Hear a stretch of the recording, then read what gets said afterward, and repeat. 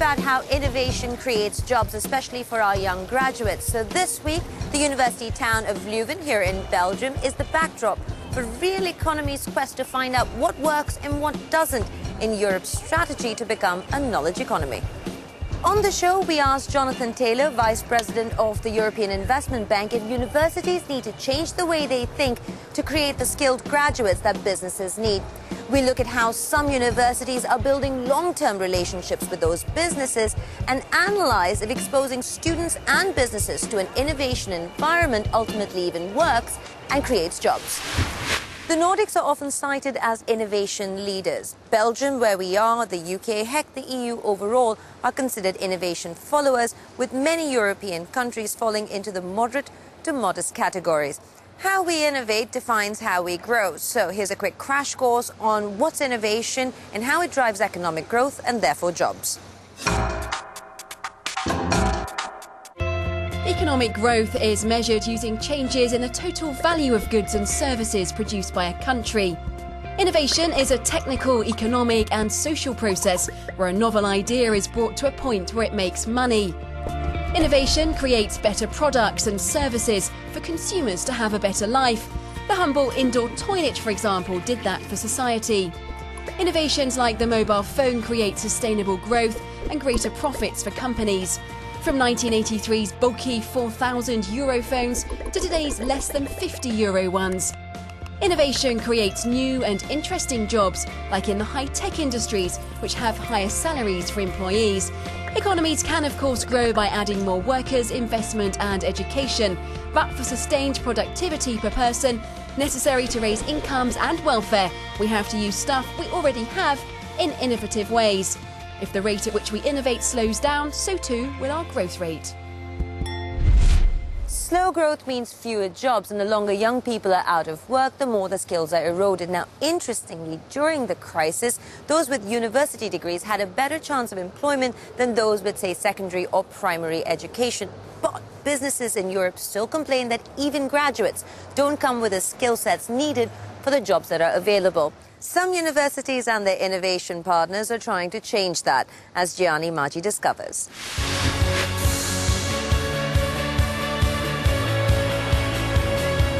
Berlin may be the capital of the economic powerhouse of Europe, and it may be the capital of a country with one of the lowest unemployment rates. But this doesn't mean that the labour market runs smoothly here. Germany has the highest number of unfilled job vacancies in Europe. More than 1 million jobs are waiting to be taken. That's 2.8% of the total supply of labour. Having a wide availability of jobs is a sign of a healthy economy, but it also shows a gap between education and training on one side and access to the job market on the other, a gap that continues to widen. In Germany, we have a real problem with finding people with the right skills to work in the field of electronic technologies. Another area where the situation is continuing to get worse is in computer technology. It's almost impossible to find people with these skills in the labour market. The academic world is at the forefront of tackling this problem. The Free University of Berlin is a leading German university with around 35,000 students. An increasing number of them, particularly PhD students, come from abroad. We much better calibrate the syllabus of instruction, the curriculum, with regard to the needs of the market. And this has been a very important element of the so-called Bologna reform, that we designed our study programs with regard to the needs of the business market. The Bologna process was set up by European governments to ensure consistency in the standards and quality of higher education qualifications. The EIT-ICT Labs Master School was created by the European Institute of Innovation and Technology and became one of the first communities for knowledge and innovation. So we have seen a very fast-growing organization, not only in financial support, but also in partners joining it. So the partnership has significantly grown. Before this, I was working in video game production, and I always felt that I had an urge to follow my own path and do my own thing through entrepreneurship. And this course offered both the technical knowledge and the sort of business side that I hadn't been versed with before. You just get to know people from very different countries with very different backgrounds, social backgrounds, and you get you learn a lot just by moving around. Swansea University in Wales is a great example of bringing businesses and academia together. Its new innovation campus, 69 acres of it all, has been donated by BP, the money coming from the Welsh Government, EU funds, and mostly from the European Investment Bank. It's expected to regenerate the local economy and bring international businesses straight onto campus. So I caught up with Jonathan Taylor, Vice President of the EIB, and began by asking him if universities now need to go beyond pure research funding. The EIB was given our shareholders doubled our capital a couple of years ago, and that was partly in response to the continuing crisis and partly in response to the perceived need to invest more in innovation and growth, employment and skills. So that doubling has been largely used to go towards projects such as the one behind us, which are aimed at building up long-term investment in skills. So what we're seeking to do is to move more into that investment into skills and knowledge at the level of education. Swansea is a great example of a regeneration project. I mean, how important is it for universities to be the centre for innovation? I think it's vital. There's a lot of joint work with industry and with potential employers to identify their needs and to work on the training and the skills which they will need in the future, while at the same time taking forward research which actually contributes directly to technological and other innovatory investments now.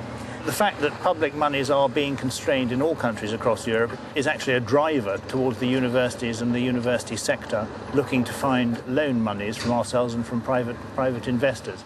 How easy has it been to attract private sector money? Because they complain about not having the skill sets. Are they putting the money in? The EIB co-invests always with other investors from the private sector, and we are ensuring, because it's a loan rather than a grant, that we'll be in a position to pay back those who we have borrowed the money from in the first place. So private investors set a great deal of store by that, and so we find that our participation is very good at leveraging in private money to help fund these projects. We continue to make progress towards economic reform and towards setting the key macroeconomic structures which we need to ensure that industry and the economy develop positively in the future. Credit flow to startups, to innovation, knowledge-based companies, that's been really hard. Is that picture going to change anytime soon? Private investor will be rightly concerned with the credit rating, the chances of their getting their money back. That's how they want to do. Our own diligence ensures that the project itself is contributing to economic growth in Europe. Well, we're certainly working to do what we can to ensure that monies which we are putting into loans to SMEs, for example, are got through to the end users who need those monies as efficiently as possible. Innovation and the phrase knowledge economy gets thrown around a lot in Europe's growth agenda. But we have a crisis of chronic poor performance when it comes to innovating new companies, new products, university models and new jobs. So Chiara Reed set off to discover what makes the innovation clock tick and keep on ticking right here in Leuven.